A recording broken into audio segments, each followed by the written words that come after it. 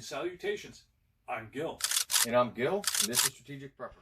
All right, today I want to talk to you about how to safely use a generator for those times when you have no energy, when you have no power, when the grid is down. It could be down for a short term like a hurricane or a winter freeze, or you could be talking something longer, but still you want to make sure that you can use your generator and use it safely.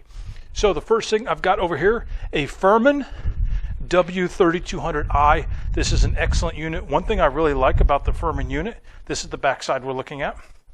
One thing I like about this is that it is really user friendly. You don't have to be a small engine repair person to be able to use that. So what I have here is a small toolkit that comes with the Firman, and I'm going to take the screwdriver out. Before we use this, the first thing we want to do is check the oil. So we open up the back service panel.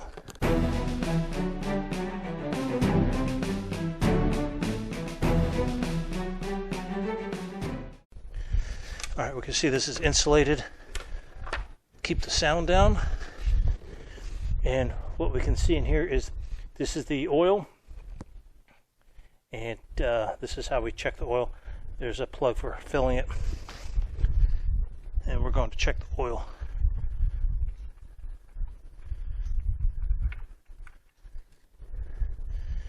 And we check, and we can see that there is oil.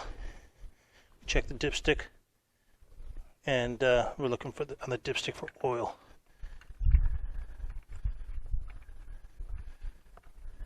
I'm going to make sure this is snug, and I should have put this down first. Let me clean up my oil. I don't like oil on the concrete, but whenever you're working with oil, it's good to have an oil absorbent pad down on the ground. I didn't put it down for this, but I definitely will put this down when I'm adding oil.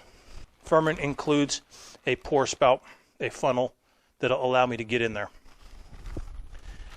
But as you can see, I don't need that. So we have the oil. We are ready to go. Let me put this panel back on.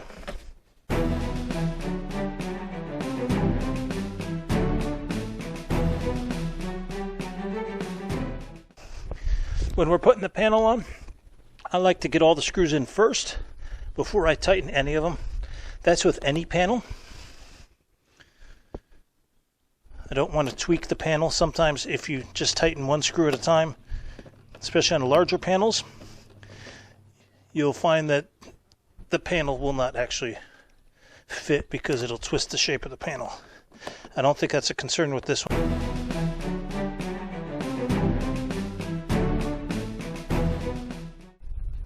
All right, so we're good. Next important thing is location.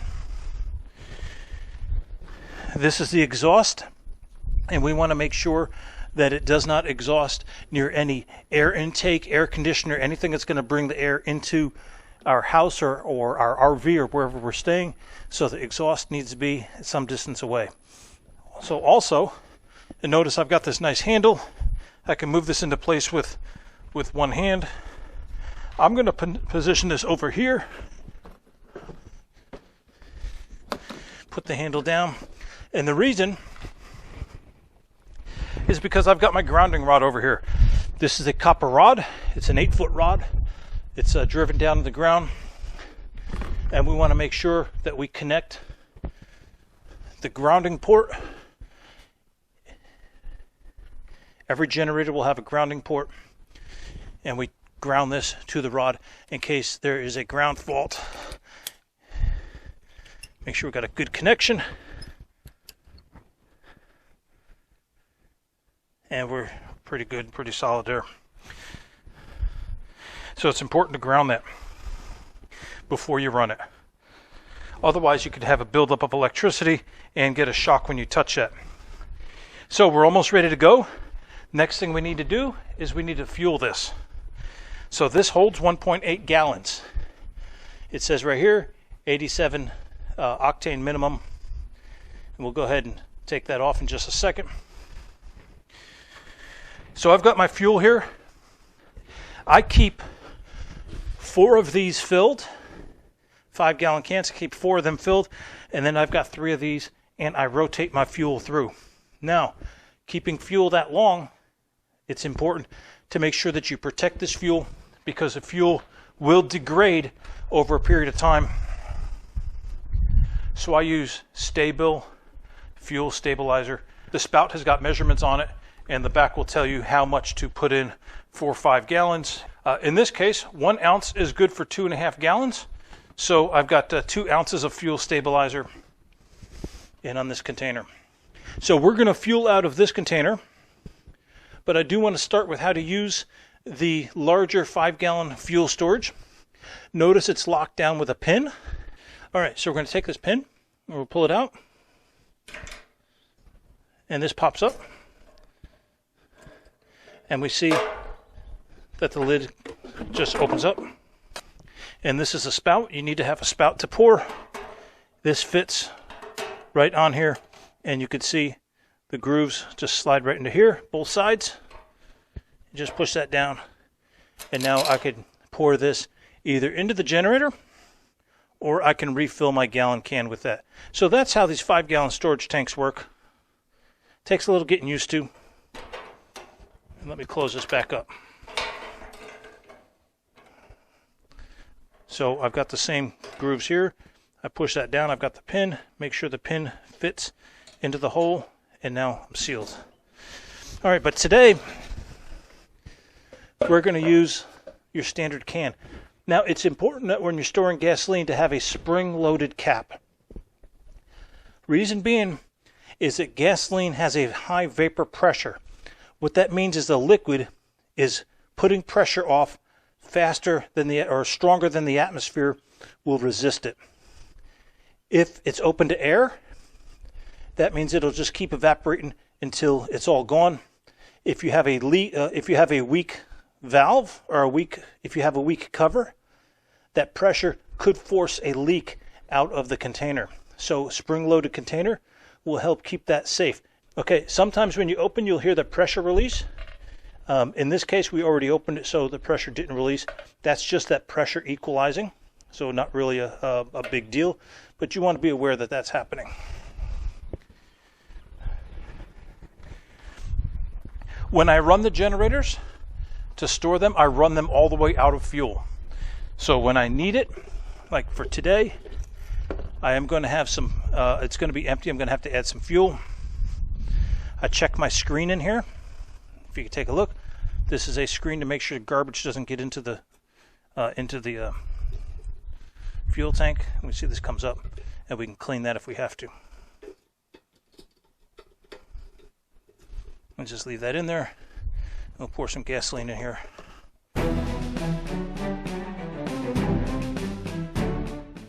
That should be enough for today. Make sure that chain is back inside.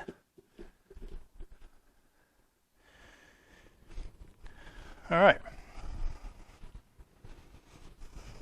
We're going to keep the gasoline away from the generator. And now we're ready to start. So before we start this, I want to go over some of the different outlets that we have here. We have your standard wall outlets, 15 amp outlets, 20 amps, actually it says 20 amps on that, 120 volts. This one here initially looks like a regular wall outlet, but if you notice it says 12 volts. Let me show you what we have here. The plugs are actually a little bit at an angle. This is for a 12 volt system for charging your batteries. And you would plug this in and then hook this up to your battery terminals. And you could charge a car battery with this. So that's what this one is for. It kind of initially looks like a regular 2-prong, but it's not. It's a different 12 volt system, DC, that's AC. We also have, before we go here, we also have USB plug to charge your phones. And we have 30 amp plug here. You get some serious current going. This particular cord has converts it to 3 different plugs, at 20 amps each. So each is a 20 amp, 125 volt. So if you need to run your power to multiple sources, like maybe you're going to help a neighbor out, you can do that with this. So that would give you multiple options to plug cords in. This is a control panel that'll tell you the status of how many volts, how many hertz you're running. And so that's most of the controls. We see over here, this red is the power. Before we start, you have to make sure that's in the on position. This button is for the economy mode. Basically, if you're doing a lot of idling, you would have this on, and that would help to conserve energy. So we're almost there. We're almost ready to go. This is the choke. So we want to make sure that the choke is out for the first 1 or 2 pulls. And as soon as that starts running, we'll push that back in. We don't run with the choke out, we run with the choke in. But because the engine is cold, we're going to run with the choke out. So if you have to turn this off and then you want to add some fuel, you would not need to use the choke because the engine will be warm and fuel would already be in the system. So we're going to pull that out, and we're going to look over here. That is fuel off, that's fuel on.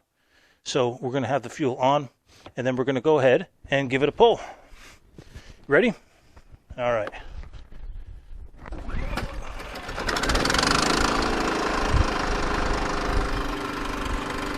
It's pretty quiet, and that was it. One pull. It was very cold. I did not pre-start it for this.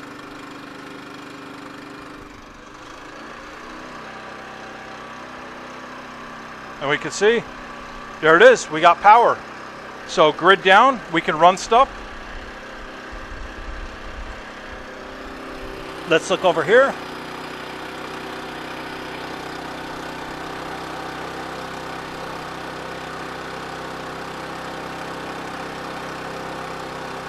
I can't read that down there. 124 volts. So it's running well. To turn it off, and I turn the fuel off, and it's off. Now later on I'm going to run this because I want to run the fuel out, because I don't plan on using this anytime soon, and I don't want the fuel to sit in the system, so I will run that out. But that is basic generator usage. This is a Firman unit, and like I said, I like the Firman line because they're very easy. I'm not a small engine guy. Some people could run any generator. That's not me. This one is made for people who don't have a lot of experience. As you saw, the controls, they have pictures, they give you explanation, they explain if you forget what the steps are, they explain the steps. They tell you the status of the generator. They've got all the information you need. And one pull. And I didn't even have to pull that hard. So a child could do this. Well, maybe not a baby child, but a child could do this. A small person could do this. Firman is a great unit. We use this. We have talked a number of times about the generator. We have talked in our hurricane video, which is right here. We've talked about how we use power. We've also talked about air conditioning.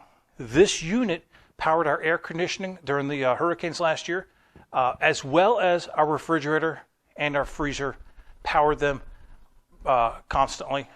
So 3,200 watts was more than enough for what we needed. Obviously, we didn't power the whole house, but we were comfortable.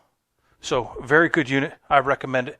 So please leave your comments below. Let me know what you think of the video. Let me know what other power solutions that you have that you like.